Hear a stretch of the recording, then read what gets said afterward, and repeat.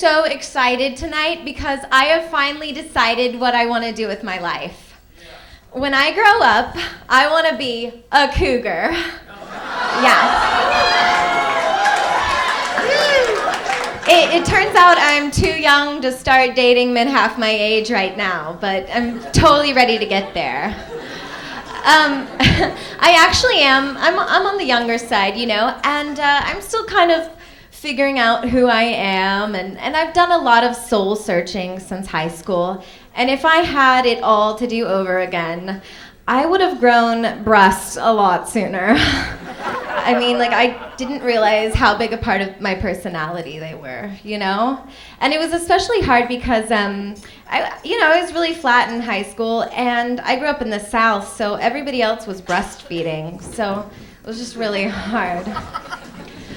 I was at a bar recently, and I went to the ladies' room, and there was this guy in there peeing in the sink. Because I guess like the sink in the men's restroom was already taken. I don't know. But this woman comes out of the stall and she's like, "Oh my God, what are you doing?" And I love it because he stayed real calm, cool, collected. He turns to her and he's like, "What? You've never seen a penis before? And like, that was the best thing ever, you know? Because like, he took that and he made it her problem. Amazing. I wish I had that skill. Like, I don't know, maybe I'm driving my car and I hit somebody and I'm like, "What? You've never seen a Prius before? 45 miles to the gallon."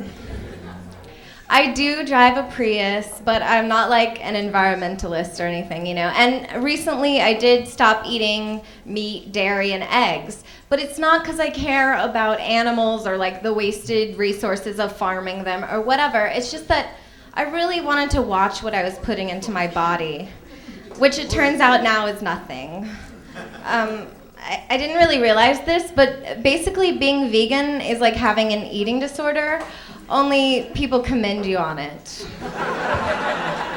It's weird. Like, you'd never hear anyone go up to an anorexic girl and say, "Hey, I think it's really wonderful what you're doing for the planet." But, I mean, they probably should. So I have a black friend. You guys can clap for that. It's okay. I have a black friend. Thank you. And he was driving in my neighborhood kind of late at night, and he actually got stopped by the cops, and they asked him if he was a gang member, which I just think is so sad. You know, like, they didn't even ask him the right question. They should have asked him if he was a drug dealer. Why do you think he's coming to my house at 2 in the morning? No, I'm just kidding. He was there to rape me. So I don't believe in God, but I hesitate to call myself an atheist because, like, I think that implies that I care. When in reality, it's like, okay, remember when you were a kid and you'd be on the playground and like someone would be trying to convince you that Santa Claus wasn't real, and then the other kid was like, "No, Santa Claus is real." And I was always just like, "Look, you guys, it doesn't matter, okay? Like, as long as you wake up in the morning and there's presents, who cares, right?" And that's how I feel about God. Like, as long as I wake up every day and there's food on my table and a roof over my head and money in my bank account, you know, like, who cares who put it there?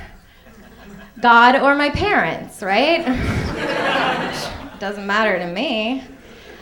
I have a really great family, actually. I have a brother with cerebral palsy, and he's great, but he talks kind of funny, you know? And he'll call and leave me these voice messages that are like, "Hello, this is your brother, Marty."